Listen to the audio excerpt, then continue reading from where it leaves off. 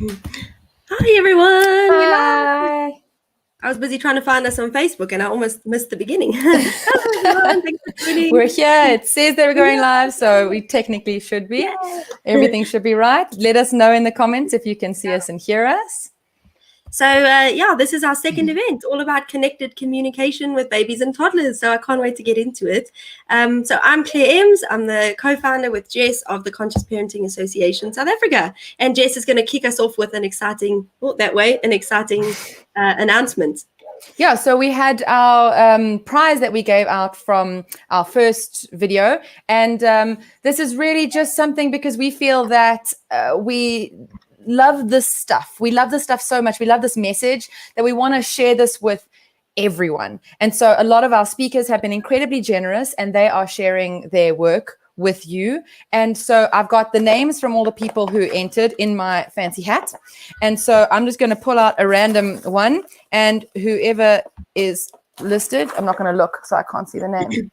Here is going to be, drum roll, Sherry Bird Bays, Buys. I hope I'm pronouncing that correctly. I'll type it out and put it up on the screen. So congratulations, you've won the prize from our first talk, which was, remind me, Claire? It's the online 5-week hypnobirthing course with Tamron from Shakti Births. Yeah. Brilliant. And so Sherry, get in contact. It's amazing. So get in contact with us, and you can either pop your email address in the comments below, or you can contact us on this email address, admin@cpasa.org.za, and then we will arrange to get your prize to you. So well done. Congratulations. Yay. We'll have another prize at the end of this talk. So be excited. Yay. So yesterday I realized we jumped in. It was the first one. I didn't explain what the CPA actually is, the CPASA. So today we're going to just quickly share a little bit of our experiences with why we actually started the association. So a few weeks ago, I was speaking to Jess and she was saying, because we trained with Positive Discipline, which was in America. And I kept saying to her every time we spoke, I'd be like, we need stuff in South Africa. We need more stuff in South Africa. We need to spread it in South Africa. And it's actually been an idea of mine since maybe even before I had my kids. I knew I wanted to spread more awareness to more people because I know how much it's helped me.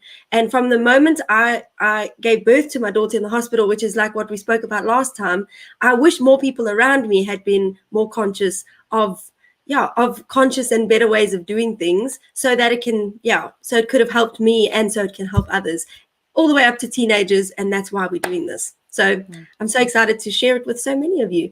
And Jess, tell us some of your ideas of why you wanted to start it.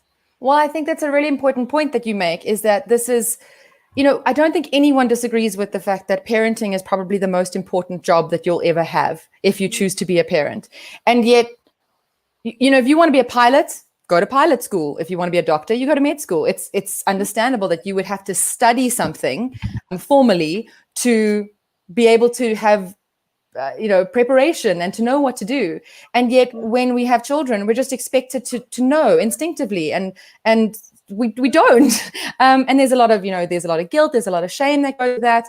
When I was first pregnant with my eldest, I was busy studying animal behavior to become an animal behaviorist. And so we went into a lot of information about the brain, and we looked at emotions in a great deal of detail. So I felt quite prepared. I felt like, okay, I've got this. I know about the brain. I can raise children. I'm good. And then my second born came along, and he had breath holding spells, which means that basically when he would cry, there was a thing that doesn't click over, and he would inhale. He would exhale, but then never take an inhale.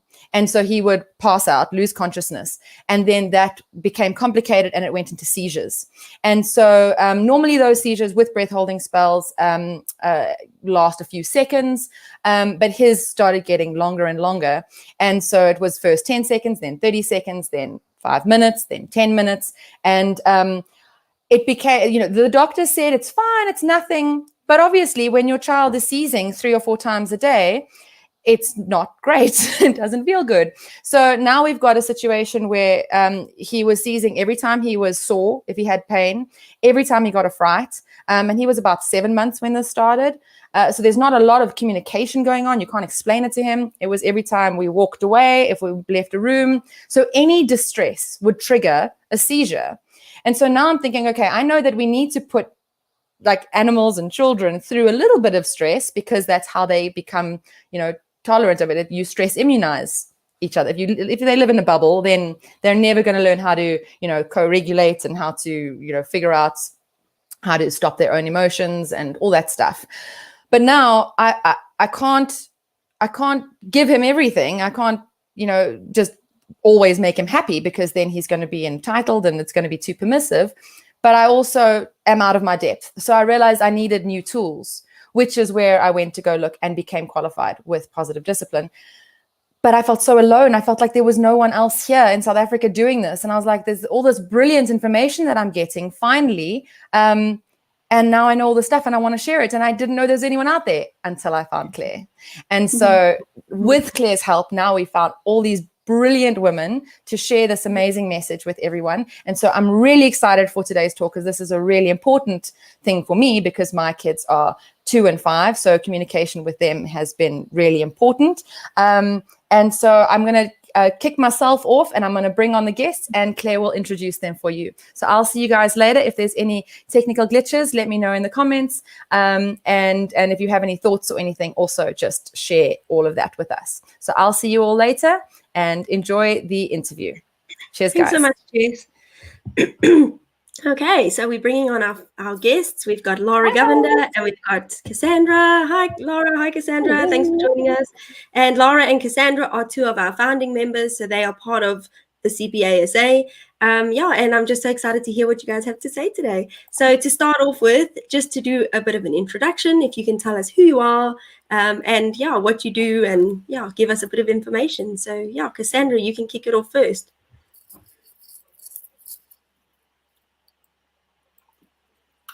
I hope Cassandra can hear me. I don't know if there's a lag.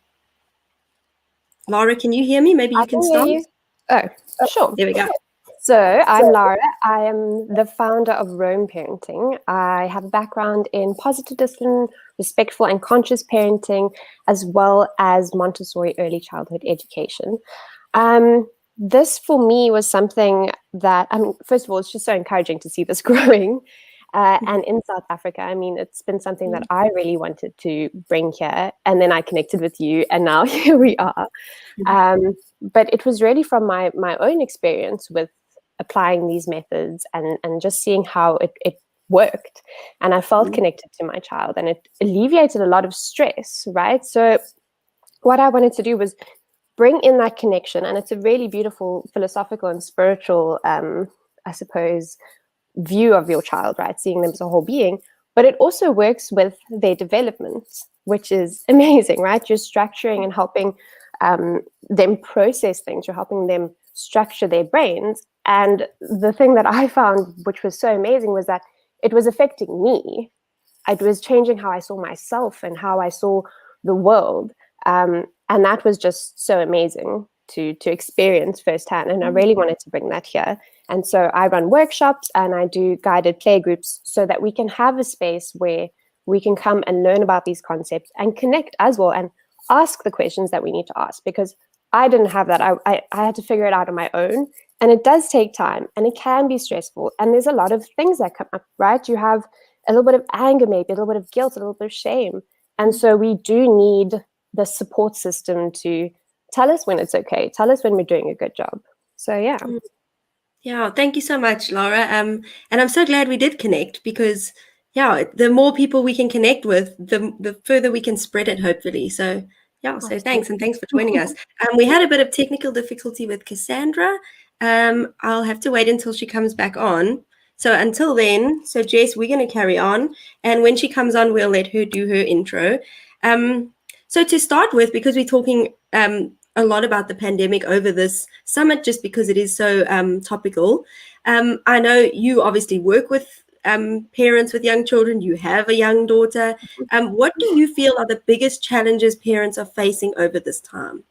So I think there's so many challenges, and one of the biggest challenges that I've experienced myself, and I've seen a lot of our parents experiencing, is this this lack of sort of what I call buffer moments, right? We're so trapped in our houses, and we don't have the opportunity to just quickly leave, right? We have that anxiety of, oh, goodness, if I leave, am I going to be exposing myself? So there's that mental load. And we don't feel it maybe in the first 2 months, maybe in the first 6 months. But now that we're so far into this pandemic, and we're that accumulated stress has really, it's really shifted our behavior, right? And it's really contributed to a lot of our stress. And so just being aware of that is helpful. First of all, that you're not doing anything wrong. You're not failing your children. This is what is happening.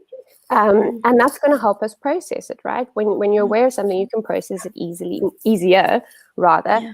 And then we're going to take the steps to sort of figure out, okay, so where is safe for me to go, right? Where is it going to be a space for me to connect with other people and not just my child, or also just to connect with myself.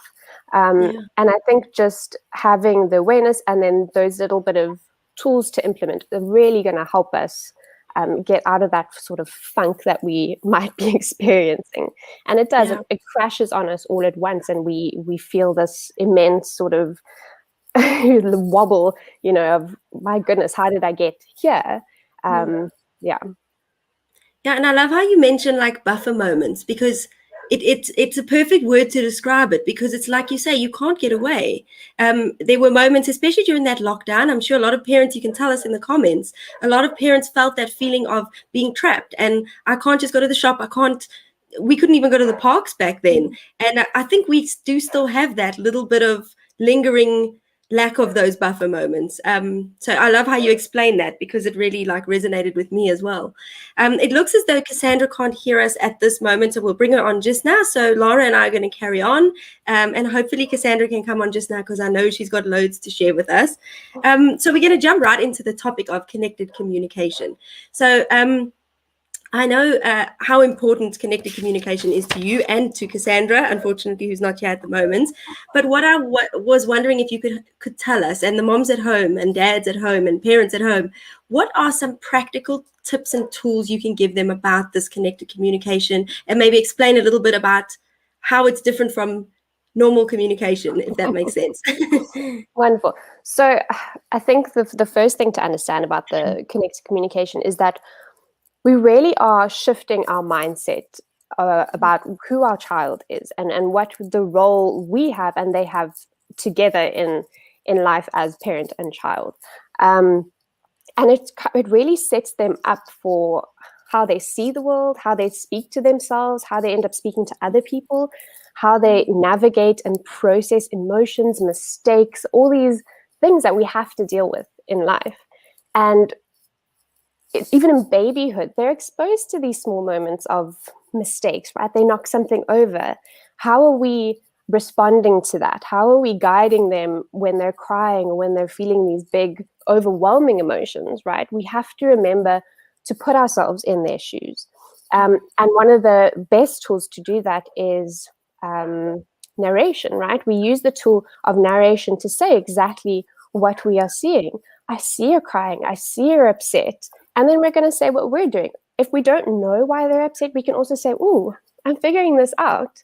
And we can say that from birth, right? We can then also, we're narrating to ourselves internally, right? So we're narrating verbally to them.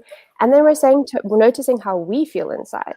Okay, I'm noticing that I'm a bit tense here. I'm a little bit dysregulated myself. Oh, I'm feeling really sad. I'm feeling really overwhelmed. And then once we have that understanding of how we're feeling, it kind of makes it a little bit easier, and we can communicate that to the people around us and even to our children in time. We can say to them, "Oh, I'm feeling a little bit overwhelmed. I think I might need a few breaths." So that tool is just so powerful and such a foundational element of connected communication, and something that we're going to keep with us for our whole parenting journey.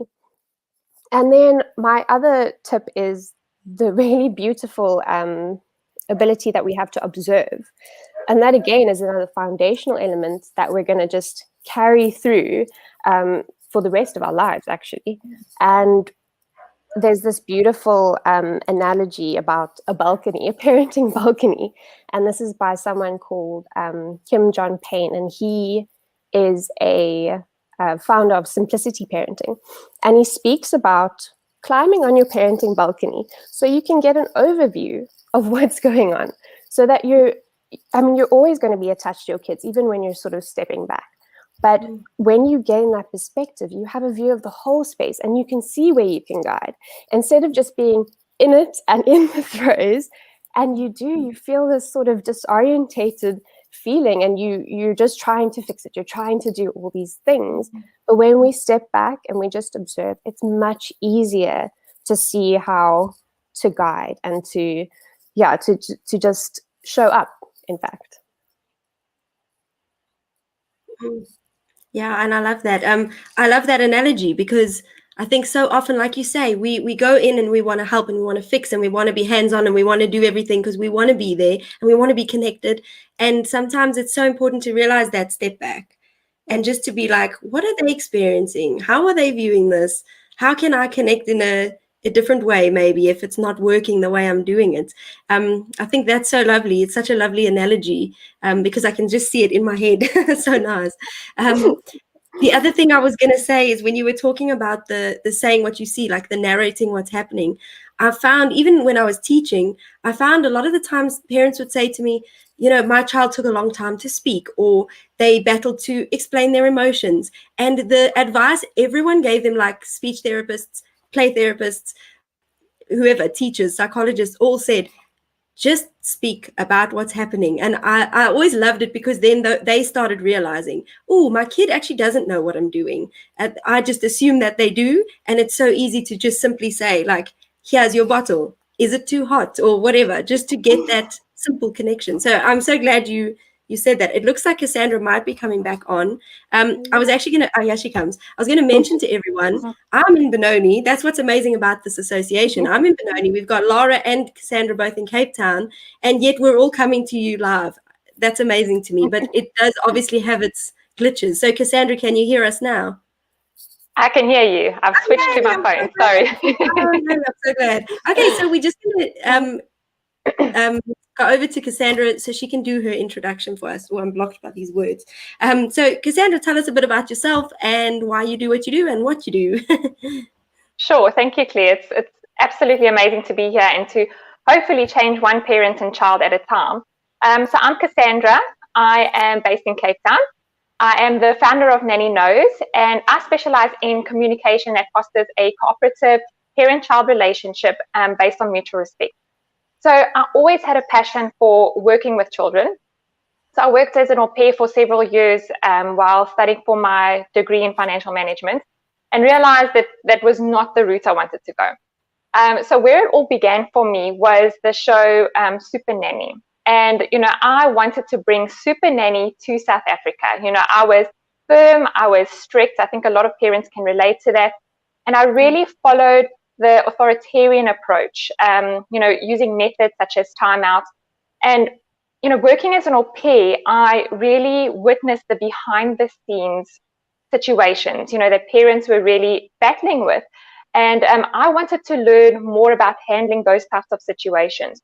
So luckily, before I had a child, I did a course in child psychology, and this is where I was introduced to positive parenting. And, you know, this was really just scraping the tip of the iceberg.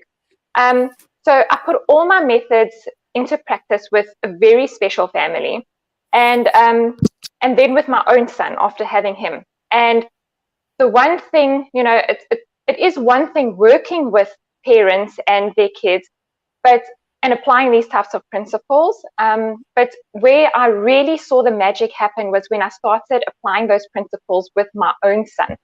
And I went through a transformational process where I went from being this firm and strict authoritarian parent, you know, to wanting to get my child in order and making sure that, you know, he behaved as expected, to really just loving who he was as a person, and helping him fulfill his purpose in this world. So while I was passionate about child behavior and development, I realized that when I became a parent, I still needed to be educated, just, how Jess was saying earlier.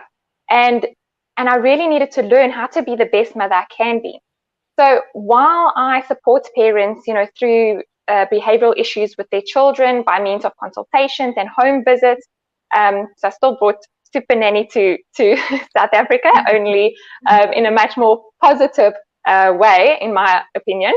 And I do my courses and video lessons. I also developed the Building Blocks program, which is an early childhood development program, and it's for babies right from birth to age 7. And it covers all the fundamental areas of development. And a huge part of that, is teaching parents how to communicate with their children. And then I host my toddler and baby sessions that covers all of that as well. And we really go in depth, learning all of these things with baby and child, and learning really how to bond through means of communication and connecting with your little one. Thanks, Cassandra. That's so lovely. And I saw we had a comment as you were talking, just saying, Shannon said, I can so relate to this. Oh, here we go. I also started out authoritarian because I thought it was the right thing to do. But there's so much freedom in positive parenting. And I love seeing that because I think so many can relate. Yeah. And it's funny because when you mentioned the Super Nanny, that's where my journey began as well. I watched Super Nanny and I was like, this is what I want to do, because I knew how much changing parents' perspectives and helping children through parenting could develop them into these amazing people. But I never expected to have a shift from developing even further than that, like taking it to another level and that's what I love about the association. There's always another level. And that's what I'm hoping we keep helping people to see and help them to evolve. So thanks for mentioning that. Imagine our grandkids. I'm so excited for our grandkids. And I think for me, the crux of it all is the fact that we know so much detail now, and we have evidence-based stuff to work on. It's not just this is how they'll do what we want them to do. It's what's going on in their brain, what's happening with their development. Let's understand them first and then see where we want to go with it. So I wanted to go back to the question I asked Lara, because you weren't there, and I really want to hear what you have to say about connected communication and maybe some of your practical tips you have for those parents watching at home. Okay, so I found, are we going to the challenges that we found? Is that what Lara was speaking about? Oh, shame. Yeah, she did. Tips? Maybe you can tell us the challenges and the connected communication, because you missed both of those questions. Okay, so basically I just found, isolation was a huge thing for parents, because a lot of parents and people, they love to get together with other parents or people that are going through the same thing. So now you're being isolated and you don't have those support groups anymore. And luckily that's changed, but it's definitely something parents were struggling with during COVID. And then that feeling of being alone, that you're going through something alone, you don't have the support of family or friends that you might have necessarily had. But again, I think that is where social media exploded. You really got that sense of connectedness through social media. So you could, get together with or chat to people on Facebook groups. That was really helpful for a lot of people. The other thing that I personally found very challenging, and this was also through hosting my baby and toddler sessions, covering your face constantly with a mask. It is such a huge thing in terms of disconnecting with not only other people, but with your baby and your kids. You're literally covering such an important part of your face. I mean, we even put our sunglasses on sometimes, and you cannot connect with another human being by not looking at them or observing, their mouths. So that also had such an effect, I believe, on things like speech development and vocabulary, because you're covering that. That is how babies learn. They learn through observing. So, that really had such an effect in terms of language development as well. So I think those were some of the biggest challenges that I had personally experienced with the moms and parents that I was working with. Yeah. Thanks for sharing that. I'm sure you can still hear me. I think Jess will bring me back on just for this bit. I just wanted to say, with the mask that you were mentioning, I think it's something also that people were thinking, but what else can I do?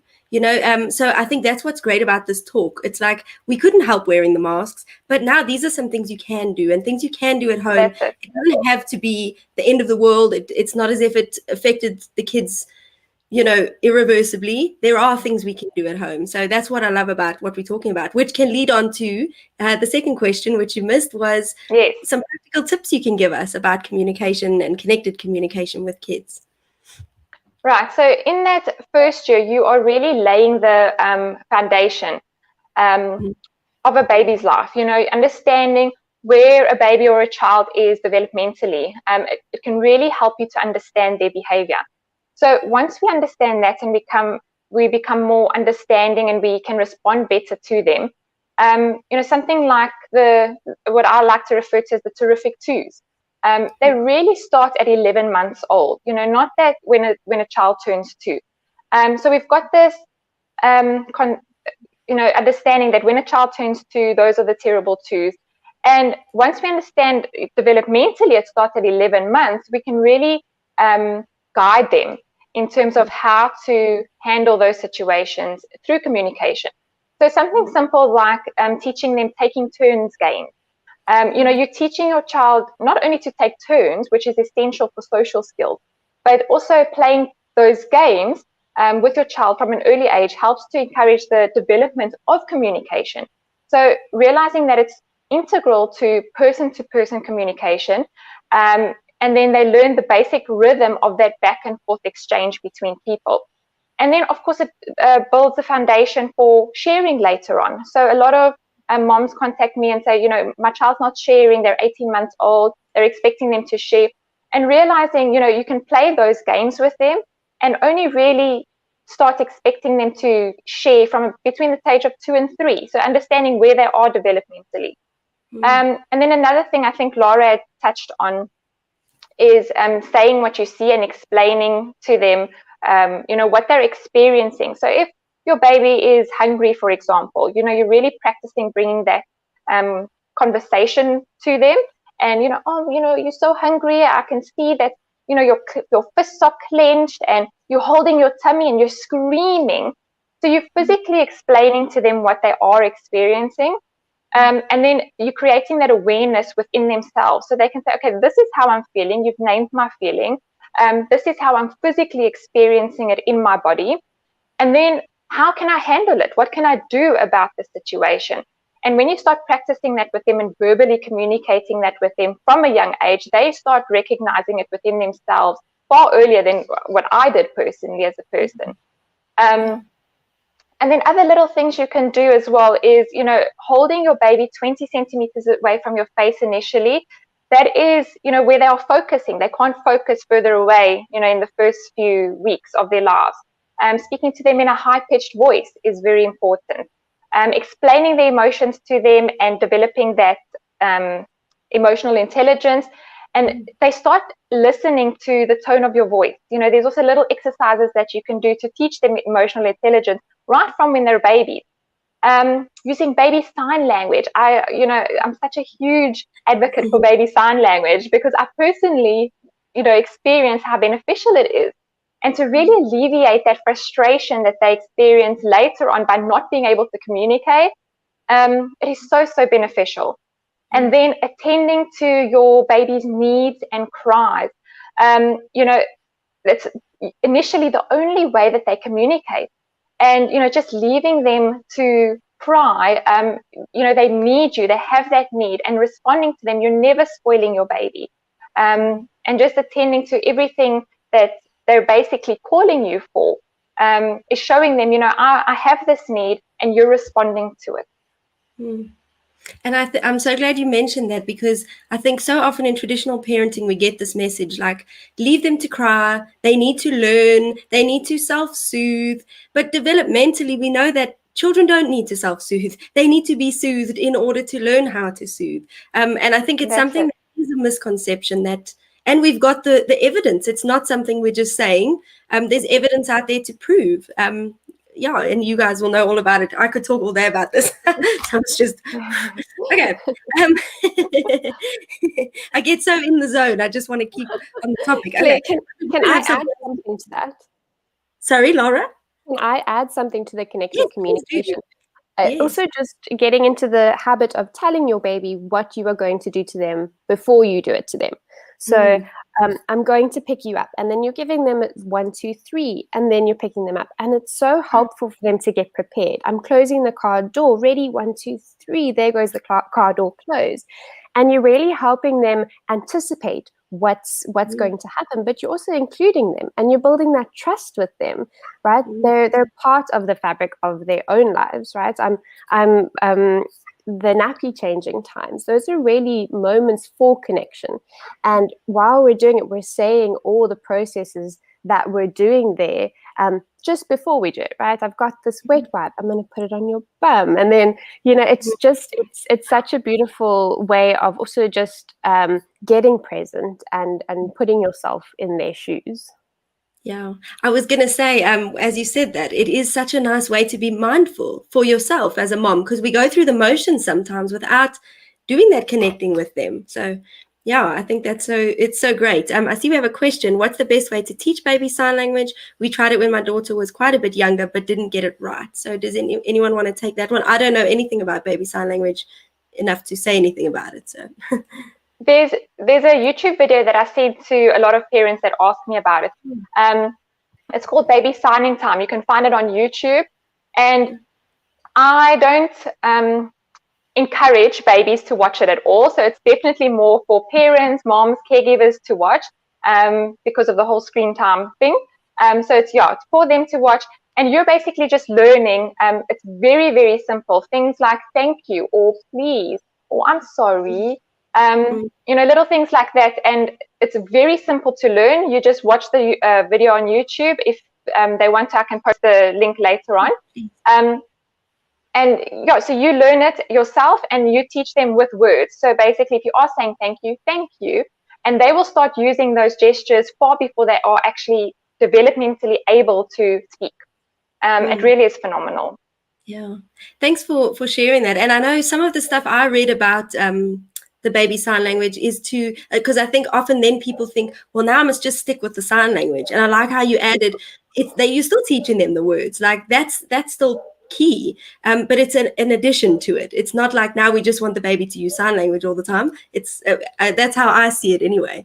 Well, that's it. I think a lot of people, they worry about the fact that if you are using sign language, that is in place of words, and it really isn't. You're using it in conjunction together.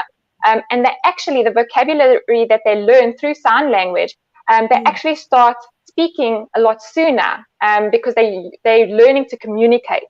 So that if you compare babies that have actually learned sign language first before they've learned words, they are able to communicate a lot sooner.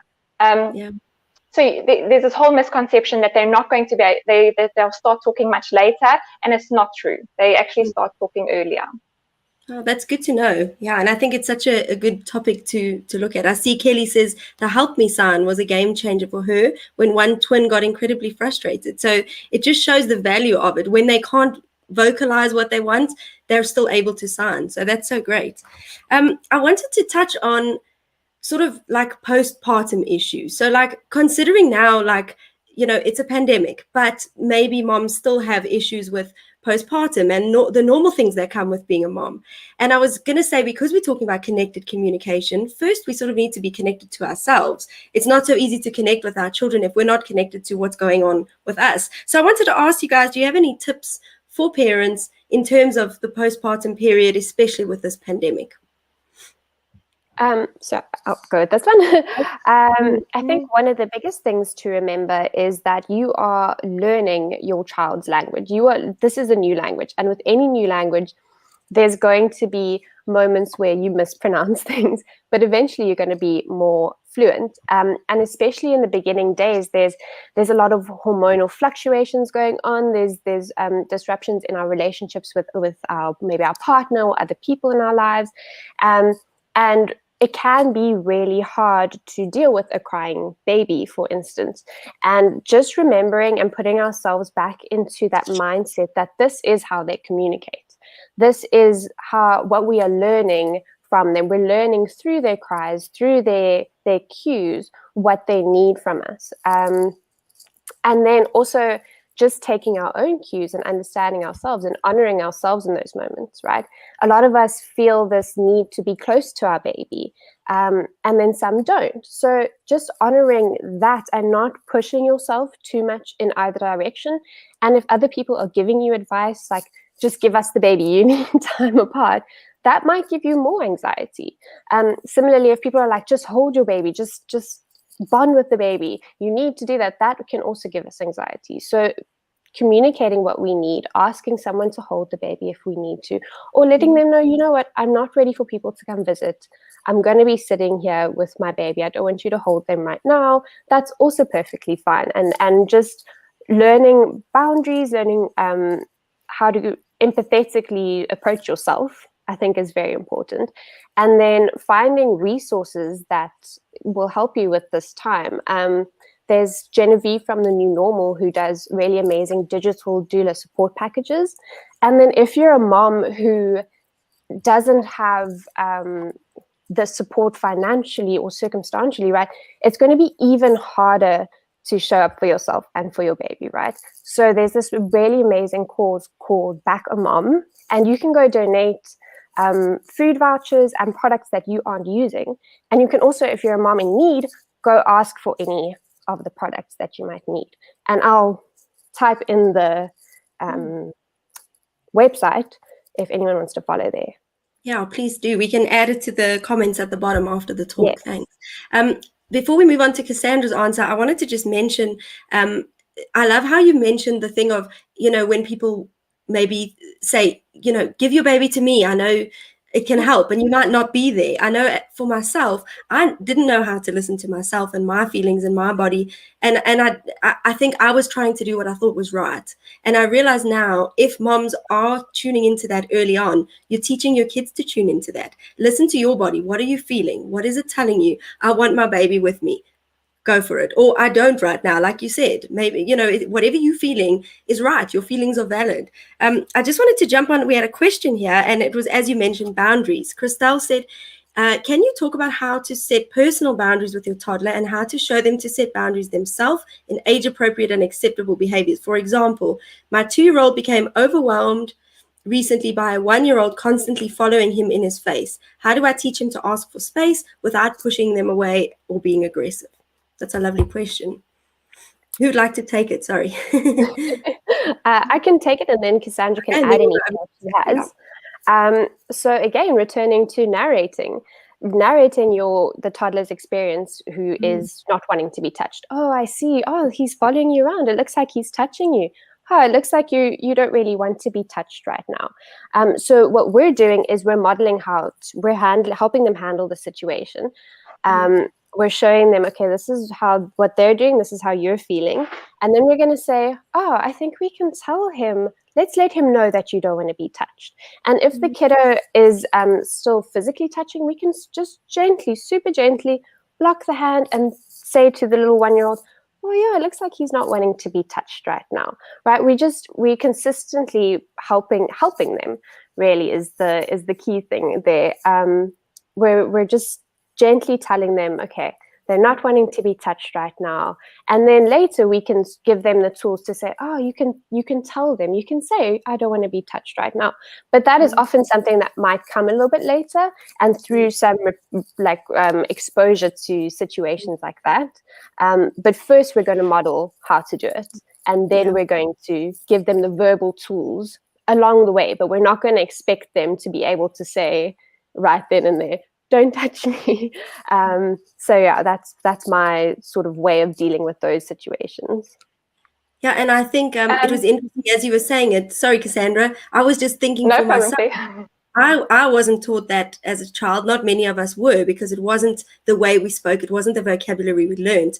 And I think for us to learn it as parents, when somebody is close to us, to have that courage to speak up respectfully and say, you're a little bit close, and show our kids this is, we can do it. and you can do it. We can do it together respectfully. Yeah. Sorry, Cassandra, what were you going to add? I just wanted to add, a lot of the things that can be very helpful is giving a child something that they can do.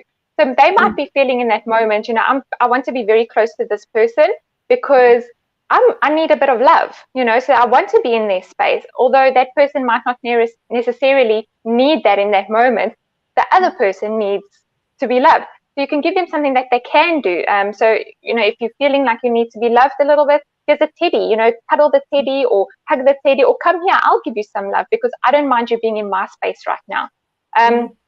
So you are letting them know verbally exactly how Lara had mentioned, there are those boundaries, and then giving them something that they can do instead, that they would be happy with and comfortable with. Yeah, thanks for sharing that. A can do is always so great because they don't have the can do's, they don't have the tools, and we can be there to give it. I see Christelle here mentioned, I just wanted to share it, about boundaries with pets.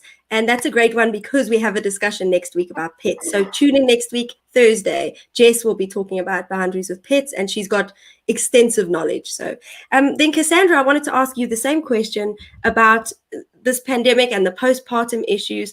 Do you have any tips you can share with the parents? I think exactly how you had mentioned as well, Claire, if we are very conscious of our feelings and what is going on with us, recognizing that they are like waves, they're going to be coming and they're going to be going. They're very temporary. And, just as kids have got these big feelings, so do we as well. And just to recognize that it could be hormonal, especially after you've had a baby. Just acknowledging that and allowing yourself to feel, giving yourself that permission. We've got this misconception about feelings and that some of them are negative and some of them are positive. Although some might be making us feel good and others not so great, they're all temporary. And so if you allow yourself, even the so-called negative feelings that you are experiencing, just allowing yourself to feel that.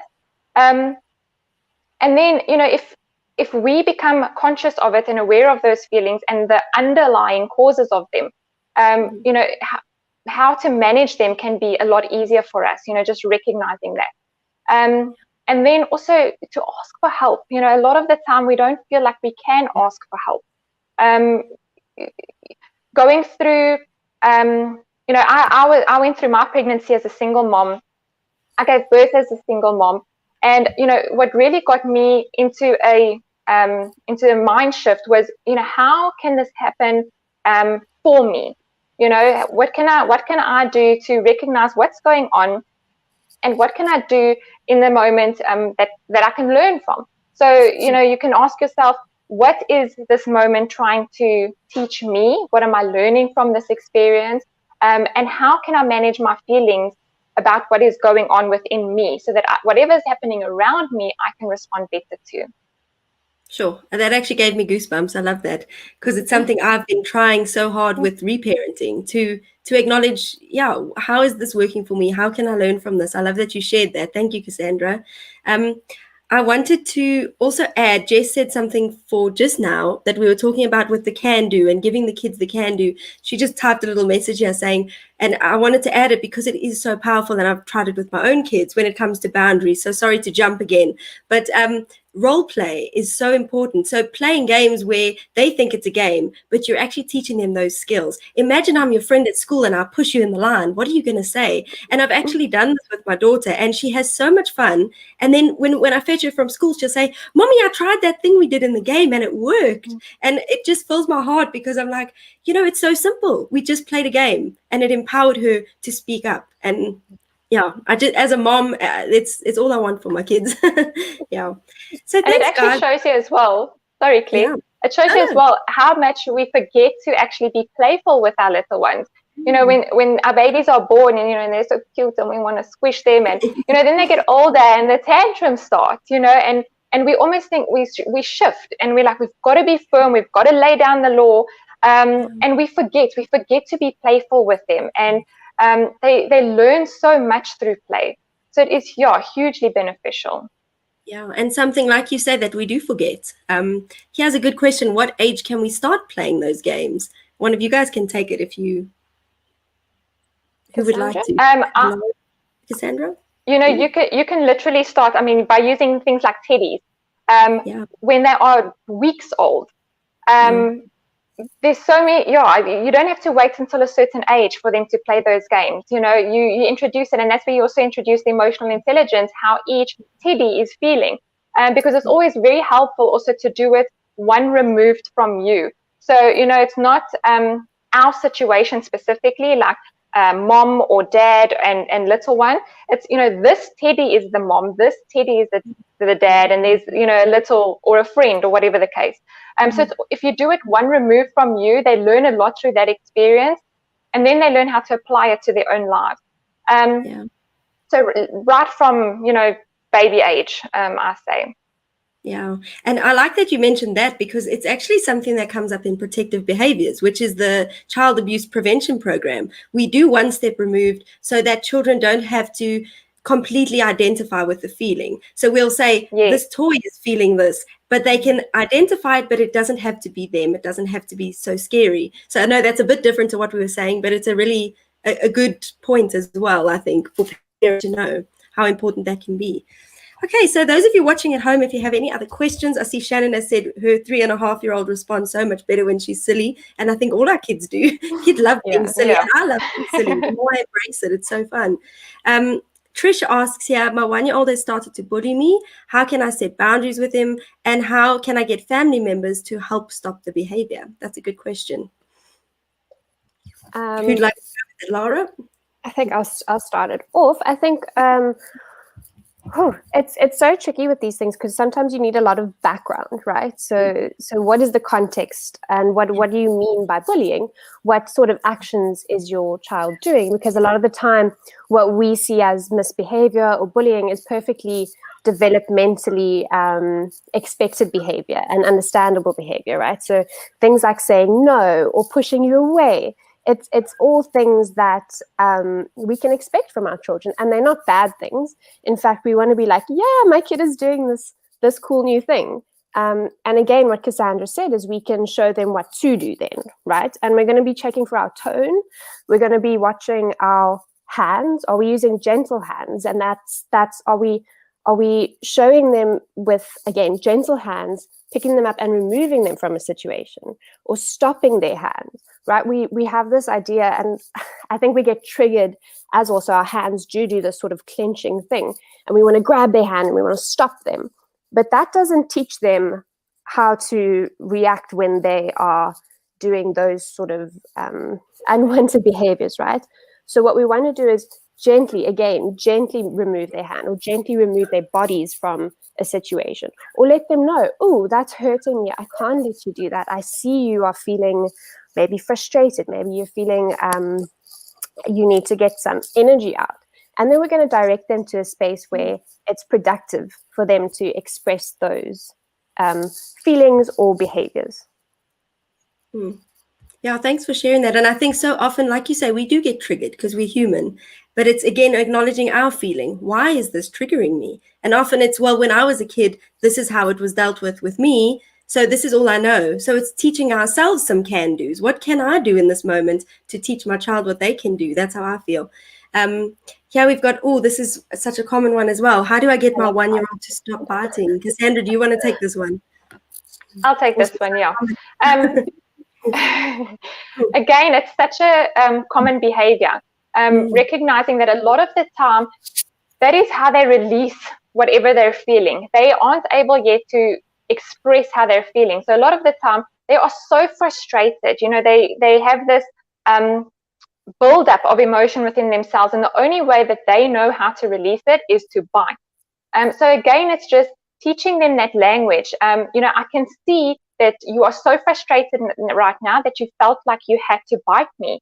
At the same time, I can't let you hurt me, and I also can't let you hurt yourself. And then again, trying to direct that behavior. So, you know, next time, if you are feeling so frustrated, tell me I'm feeling so frustrated. And if you are verbalizing constantly and modeling, putting those situations into words, eventually they start as well from a very young age. You'll start recognizing that they can also put what they're feeling in words, and you'll see your little ones, I'm so angry with you right now, you wouldn't let me have that cookie, you know. So you really see that they start bringing out, that communication. And it's just about you verbalizing it and setting those limits. It's not okay to bite me. And let's rather talk about it. What else can you do? So sometimes I'll say, I really want to bite you. Well, you could bite me, but what else could you do? Yeah, thanks, Cassandra. Again, it's that can do. What can you do? And I think it's such a powerful shift for us to make, because so often we just want to stop the behavior and we don't think, well, what else can they do? Because they still, like you say, they need to release this anger or this feeling that's building up inside of them, and they don't have the tools to do it. So yeah, thanks for that. I'm not sure if we have any other questions, but I do know that we are going to be watching this today and we're going to be answering questions, because this is such an amazing topic. So if you still have questions at home, if you're watching the replay and you have questions, add them to the comments and we'll definitely get back to them. As you can see, we all love talking about this, so we could talk about it all day. So just to end off with, I wanted to just add, so we spoke already, we're going to have the pets and boundaries next week, but next week, Tuesday, we're also having the big unknown, which is it's school-age children, and it's all about the pandemic anxiety, how to help your child deal with those anxieties, and to be the parent that can guide while also helping yourself with those anxieties. So that's also going to be such a great talk. I can't wait for that one. Also, we wanted to just share that today we're also going to be giving away some prizes. So we would love to share these things with you. So Lara and Cassandra each have a prize, and they're going to tell you in a second what it is. But what I'd love for you to do is to share this video with people. Tell us why you want the prize when you know what it is, and just let other people know about it. Because if we can spread these messages to more and more people, imagine the world we would live in, the country we would live in, and then the world we would live in. So yeah, Lara, please tell us what your prize is that you'll be giving away. Lovely. So just to mention that my prize is in person and it is in Cape Town. So if you are in Cape Town or you know of someone in Cape Town, then you can enter. But it's my Introduction to Respectful and Conscious Parenting workshop, which takes place on the 3rd of April. And we go through what it is, and we also run through how to actually fit it into your life and how you can understand yourself better, the relationship you have to your emotions, how to navigate them, and then tools of how you can do that with your children. So yeah, I hope that someone wins it and I get to see you there. Hey, thanks. And Cassandra, can you tell us a bit about your prize? Yeah, so if you have got a child from the age of 0 to 7, you can get 1 month of the Building Blocks program, which incorporates everything from physical, emotional, social development, again, the communication, speech development, language, fine motor skills, everything that your child needs to develop to their full potential is included in the program. So you will get 1 month of the program for any child from age 0 to 7. Wow, thank you, Cassandra. That's so great. And on top of that, Cassandra has actually also given a freebie for everyone. Do you want to share what that freebie for everyone will be? Yes. So again, it's the first stage of the program, the newbie stage. So if you've just had a baby or you know somebody that's had a baby, you're really giving them a kickstart to development. So it would be for everybody that's basically got a 1 month old, and it will include all of the activities that you can do with them and games you can play. That's so great. Thank you, Cassandra, and thank you, Lara. So in order to be eligible for these prizes, you need to have registered with us. So you can click the link to register. I think it will come up on Facebook. If not, I'll put it on when we're finished. And yeah, then please tell us why you want it. Say, I really want this prize because we really want to give it to someone who can benefit and who would love to have it. As Lara said, hers is in person, so you would need to be in southern suburbs in Cape Town or know somebody who's there. So start thinking of your friends who lives there and who could benefit. So yeah, please share and tell others. Yeah, so to end off with, there was something else I wanted to say and I don't want to forget it, and now I can't remember what it was. After such an amazing talk, I think that might have been everything. Maybe that was everything. I'm overthinking it, maybe. Oh, I see. Thank Jess you all of you for you watching. Yeah, Jess can come in. Maybe she'll remember what I forgot. You just muted, Jess. I'm Here we muted go. so that I don't make noise in the background while I'm fiddling with everything. I just wanted to ask Cassandra where we can find you if anyone wants to get hold of you. Yes, thank you. I knew I'd forget Yes, that. you can find me. You can find me on my website, www.nannyknows.co.za, or on Facebook, Nanny Knows 101, Instagram, Nanny Knows, YouTube, Nanny Knows. Yeah, those are all my handles. You're everywhere. I'm everywhere. Great. And then Lara as well, in case anyone wants to contact you. Yes, I'm on www.romeparenting.com and also on Instagram under Rome Parenting. Thank you Perfect. so much. And thanks for jumping in, Jess. I've written it here. Where can they find you? And then I forgot all about it. Fell out my head. Thanks, everyone. They've said so much amazing, valuable things that you only had enough space in your head to keep that stuff. Something had to leave. Yeah. So thanks to Cassandra and Lara for sharing all that amazing information. Thank you to Jess for all the behind the scenes work, which I'm sure you can all agree looks amazing. Thanks to all of you for watching and for your questions. And we hope to see you on Tuesday. It's going to be a good one. I can't wait. So thanks, everyone. Bye. Bye.